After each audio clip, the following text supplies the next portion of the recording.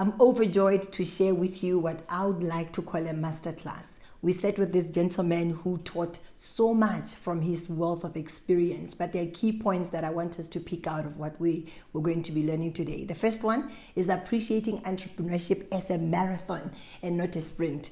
Oftentimes we go into entrepreneurship and we have all these things that we have written down and these goals that we think will be smashing and will be millionaires in a second, especially in today's world with the influence of the West, etc. But entrepreneurship itself takes time, and that's what we'll be learning today, just to pump our brakes and let the process, come to full fruition with time. The second one is anticipating what people will need, investing in market intelligence and acquiring knowledge before jumping into an investment. This gentleman here has shared in so much length, in little time really, what it takes to take time to appreciate what that market is about. Each time you go into a new market, respecting that you're not qualified, you're not experienced in that market, what do you need to understand before you invest? The third one is the art of execution. How many times do we sit as entrepreneurs in coffee shops and social circles discussing what we're thinking about an idea, so much that we own the idea and think somebody's about to steal the idea? Execution is sold separately. And this is what today we'll be learning. Just execution, getting on with it and doing. That's something that is an art, because there are emotions involved, there are all these things that derail you. And getting around to doing it is something that Dr. Siatwambo is about. Number 4, mindset issues and paradigm shifting. Just dealing with what has gone into your programming, your mental programming, and the imperative to shift the mental framework to align with the demands of entrepreneurship. He speaks about it. We love talking about it at Sec Doing, and this is something that will be so good to hear from somebody else, their take on it. Number 5, organic business growth.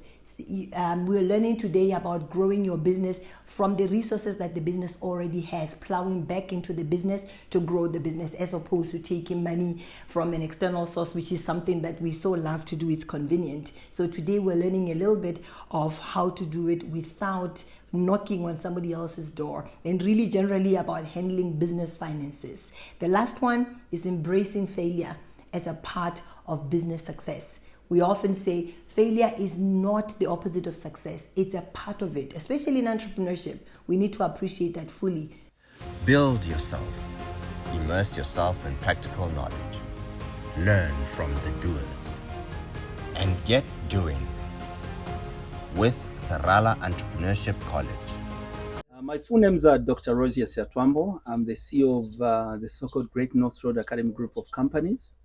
And in the group of companies, we have a group of schools that we're running called the Great North Road Academy Schools. Yeah. There are 5 in total. Yeah. So we have a boarding school, and we also have among them a school for children that are living with disabilities. And the other 3 are day schools. And away from the schools, we also have a medical center. Right. That is a mental health center, which is dealing with alcohol and also drug rehabilitation. And away from alcohol and drug rehabilitation, we deal with any other mental health related issues. And we also have, we are also into hospitality industry, like where we are here. This is one of the services that we are providing to the nation, which is Twalumba Resort. But we also have Twalumba Lodges as well. Yeah. You have Twalumba, which one? Twalumba Lodges is on the other side of the city, which I haven't gone to. Yeah, I haven't gone to. I've not even seen half of what you do. No, it's an empire. It's a huge empire. Yes. Yeah. And it's growing. It is growing. Just behind us, so we are currently constructing a 3-story hotel, 80 rooms or in total. We are also putting up here an amusement park for the kids. And away from that, there are so many facilities that we are still putting up here. We yet to bring in wildlife here. Yes. A few impalas here and there, zebra, 1 or 2. Like you need to add to the spectacle already. You want to just melt us now. Yeah. Right. So just at a high level, how did you come into entrepreneurship? Why entrepreneurship for you? Yeah. So I've grown up in business. I started running businesses when I was young, at a tender age. Yeah, so when I was in my 9th grade, that's when I got in contact into my first business. Right. Yeah, because of that time I was in school, and the distance I used to cover from home to school was about 10 kilometers every day. And before that story, I was raised in a rural setup in the village with my grandmother and also my grandfather from the time I was about 3 years up to the time I was in my sixth grade. That's when I was moved into So the your city center. formative years were in the village. We are in the village. And we shouldn't Yeah, think that if your yeah. formative years were in the village, you Then cannot you cannot this. run this. It is possible. Right. So in the university, I was into so many businesses. So I was selling also. I discovered when I went into university that most students were crossing the road. There's what we call greatest road to go and buy relish across the road. So there's this skill that I learned whilst I was at Soweto when we were selling. Well, there's a place called we call Soweto where you buy second-hand clothes. Zambian Soweto, yeah. So where I was selling second-hand clothes. And also when there was a time I used to sell cows, cattle, beef on the copper belt. Where were you getting them? I was buying animals from, there's a place called Namwala, is far away. Namwala, Choma, all these areas. Then I would transport them to the copper belt. Right. So during the process when I was waiting for money, I learned how they used to make sausages. I learned how they used to make mince meat, and so on. So when I went to the University of Zambia, I discovered students were crossing the road going on the other side. Now a thought came in to say, oh, okay, I know how sausage is made. I know how mince is made. I know where to get the meat, the cows. Right. So that's how now I went, negotiated for some space, and that's how I bought 3 big freezers. And you were negotiating as a university student. That's how now I started now buying cows and having sausages made and mince and all this. So I would fill up the deep freezers. And then on the tailoring side, I started now making bedspreads. Who were you selling the sausages to? To the students within the institution now. So that now I would cut the link. So at now school you're studying, but these colleagues are clients. Right. Yeah, so I had to cut the link where students were going across to go and buy. So now they were able to buy within the university. So I made a lot of money. So I can literally say I became a millionaire when I was a student at the University of Zambia. I need the story to slow down, but we have to keep going. So you became a millionaire this is self-made. Yeah. This is the very definition of self-made, and you were still in university. In university, yes. So how do you get to appreciate what your clients need? You have different ventures, and you want to obviously make sure the client gets what they want. How do you get to, on an ongoing basis, especially now that schools are already running? Yeah. How do you get to know what the needs are on the ground? The hospitals are running. How do you get to, how for yourself, how do you inform yourself? We have a system. A business is run by a system. So it's not me to run a business, but it's a system. So you systemize. Yeah. So with the system, using the system, if there's anything that has gone wrong somewhere, I'm able to know within an hour. Right. So the systems are able to tell us, the system we are able to check. And if something is not working, something is not working. Within a day, within hours, you're able to know. Yeah. And that's why I'm saying, the areas of establishing a business, that's where we staggered a little bit the first 7 years, because we have now to create systems. We have now to create a culture. Now that these were established, now we can even scale up. Now we are even scaling up the businesses, and I don't need to be at the resort for the resort to run. I don't need to be at any school for the schools to run. Schools are able to run. All we have done is we have set standards, the systems, we have this model, and we have checks and balances. The system is able to check what is working and what is not working. So you're deliberate even about creating the culture that you want in the business. Yeah, very much. What is the secret? Yeah. What makes a working culture where you are here talking to me and things are going well? The secret lies in what? Let me say, you as a leader, being in the forefront. In business, I have this belief to say, your business can only come up to as far as you can go. You as the one who is leading. And that's why you need to become the ceiling. The ceiling. So when you move it, it can also move. Right. So that's why when you're running any business, you must be up to the standard when it comes to each and every department. And that's why in our culture, one of the things that we've created in our culture is that whenever we are training anybody, we don't just train them to work in that department. If there's a teacher, our teachers can clean. Right. A teacher is able to clean, so we teach them how to clean. We teach them customer service. We teach them communication services, Right. communication skills. We teach them in all these areas. But it must all begin with me. When we are establishing this resort, you're seeing the green. Yes. It cannot be green down here if it's not green up here. So I had to undergo a training first of all on how to make the green green. We have fish here. I had to train get trained in what? In aquaculture. I had to go for that training. Right. So that I would understand, because the nature of you creating a system and also supervising the people down, you have to know what's going on. You have to know what is going on. They can only run up to your speed. Right. If you know nothing, then they'll know nothing. They'll pretend, even if they know, they'll get to that level. Hey fellow learners, what you caught a glimpse of are just snippets from our exclusive premium content library. So let's talk about money. Yeah. You started off, you know a lot about money from a young age, so money is just you know. Yeah. But I would wonder what you'd advise a young entrepreneur who started off a business and is doing okay, maybe it's in the first year or two, and is doing all right. How should they pay themselves? First of all, a business is an independent entity. You're also an independent. We don't know that. We don't know. It's my money. I'll tell you. So business is independent of you. That must be known from the beginning. So meaning the moment you push money into a business, even if it's a family business, even if it's a family business. So the moment you push money into a business, that money is no longer your money. It's the money now for this so-called business. Huh? Right. So that now when you make profit out of that business, then you can have a share, if at all the business is able. And out of that share from the profit, part of it you reinvest it, and part of it you do what? Now you can use it now for whatever. So this is how it started. So I'm a very disciplined person from that angle. Right. In that, from the beginning even up to now, I have a salary. I get a salary. Fantastic. So what is for the business is for the business. If I want to have more money, it simply means I must create more opportunities here for the business. We invest more. Then when the business makes more money, then I can negotiate now for a high pick from them with the business to say I need more money. Who are you negotiating with? The business, the cash flows. Oh, wow. No, it's very impressive. The cash flows are able to tell to say now I think we are making a lot of money.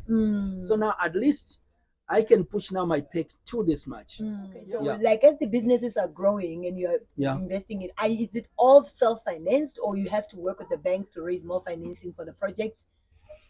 I'm not a firm believer of loans from the banks. Yeah. Do you sell shares? Yeah, not shares. No, I'm not. We are not yet at that level. We only contracted some loans at some point when we needed to buy property. Right. Yeah, like from the school's point of view, the businesses, the business started from rented premises. Right. Yeah. Then the owners of those buildings offered them. And those were in millions, and we could not afford at that time. That was the only time I contracted loans. But for the rest, in terms of even reinvestment, even the resort where we are here, we've never borrowed, not even a single coin. No way. We have never borrowed. We are building a 3-story hotel here. We're going to build the business using the business coffers, which is possible. Right. There's a way these things can be done. When we are working on this business model, first of all, what we did was to start with things that would bring in money immediately. Yeah. So we opened a certain section that started bringing in money. Take care of that cash flow. So now it started now building itself. So from that section, we went into another. So if you look at the way this resort was opened, it was opened strategically. In phases. Even the multi-purpose hall where we were here, where we have the water hall. So we said once we are done with this, then we open the hall. From the hall, what benefits are there? People be coming in for weddings. People be coming in for conferences and all this. Like you can see now, there are conferences, there are weddings, there are what? It is the same money from the resort, from all this. Now we are pumping it now into the hotel. Right. And even the hotel, we open the hotel into phases. So the first 30 rooms will be opened by April. So that now the first 30 rooms will now begin now together with all these now finance now the remaining rooms. Yeah, so but we want the perfection. We want it all to be nice, so it doesn't work that way now. We want want it all, so when you launch, people will see the perfection of it. No, it doesn't work that way. Right. So begin with what you have, then from there, gradually now you start. Yeah. But it has to be done strategically. Yeah. Ready for more? Join our subscription today to access the entire collection anytime, anywhere. We upload weekly videos for our exclusive community of daring entrepreneurs. So when you look at this and there's a young entrepreneur who wants to succeed in Africa, what would you say is critical for them to understand or to develop? The critical issue in Africa is this same mindset. One of the things, there are two key things that I've discovered which are enemies of this entrepreneurship. One of them is this same so-called education. Right. Unfortunately, the formal education. Yes. It's anti-entrepreneurship. Yes. Because right from the beginning, when you get into school, they will tell you to say compete. You have to be number one at all times. Right. It becomes worse at a point when you're told to choose a career. That is where things go wrong, because they'll ask you to say, what's your career? You want to become a doctor. You want to become a doctor. The moment you choose that career, then you even your thinking now is narrowed now. Because entrepreneurship will demand that you must go outside your normal. The narrow because path. as a human being, there's so much that you can do.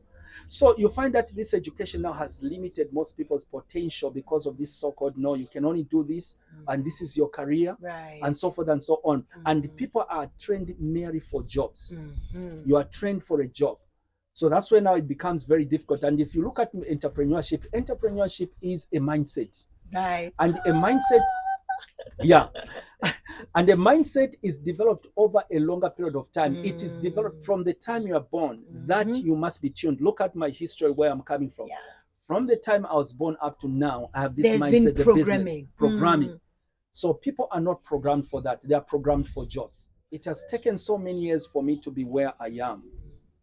And this long process, actually, much of it involves you as an individual, because for you not to be an entrepreneur, it has got nothing to do with capital. It has got something to do with you. You are the reason you are not succeeding. Right. So meaning you must deal with yourself first. And dealing with yourself first, because you are a human being. It has to do with, when you're dealing with it, it has to do with your emotions. It has to do with your mind. It has to do with your perseverance and all this. Right. This is where I normally encourage young people to say, in your areas of entrepreneurship, allow mistakes, allow challenges, face those challenges. That is normal. Right. Go through that process. Unfortunately, in Africa, we have never been taught on how to fail. We are bad failures. Right. Any challenge, someone is thinking about giving up. Ask me the dark side of my life. Yeah. If I was to share, some of the people can even start shedding tears. Right. I have been through a lot for me to be the person I am, but Right. I had to push through. These things that I went through, they have now built my emotions. Yes. They have built my mental power, Right. my perseverance, such that now whatever comes into my hands, I'm able to hold. Right. I am able to run with it. People say I'm rich. I can't feel it. Why? Because I have grown up with it. Right. If I had not gone through that process, probably by now, pride would have come in. Yes. By now, what would have come in? Who is this one? You get to that level. Before long, you lose what you have. Right. But I'm one person who is myself. Whatever I have today can never change the way I behave. Right. The way I interact with people, it is still the same me, because I've grown up with this. It is a mindset. And I've allowed this due process. And you find that because I've allowed this due process, my emotionally, I'm a strong person. Right. Mentally, I am a strong person. Business is not a child's play. Those who will understand business. There are issues that we sort out. Problems, not small problems. People die. Yes. People go into depression. Yeah. People develop stroke because of business. But if you look at me, I am still energetic. Right. I am not a hypertensive person. Why? Because I have allowed all this. I've turned 47. 47, if I can tell you to say at 38, I had nothing I could call this is my asset. That was in 2013. Not so long ago. Not so long ago. But I was in making, I normally say my first years, my first 38 years were spent in the wilderness. Right. In the wilderness, working on me, the emotions, the networks. There are so many things that were being worked on about me. Right. And now that I had reached maturity now, between 38 now up to now 47, if I can tell you that I have literally done a lot of things, all buildings, all these assets. Right. They are in our names. Right. We are not on rented So you have buildings. to allow though for the cooking to happen. The cooking to happen. Right. And this is what a young person doesn't want. They want tomorrow. That's why many of them are they are in a crisis because they want tomorrow. Yeah. This must happen. Right. Yeah. In fact, we want now. No. We want to be rich now. Don't miss out on the complete experience. Take the next step and subscribe now. Just go to www.sec.africa. Again, www.sec.africa. Subscribe now. Be part of our community.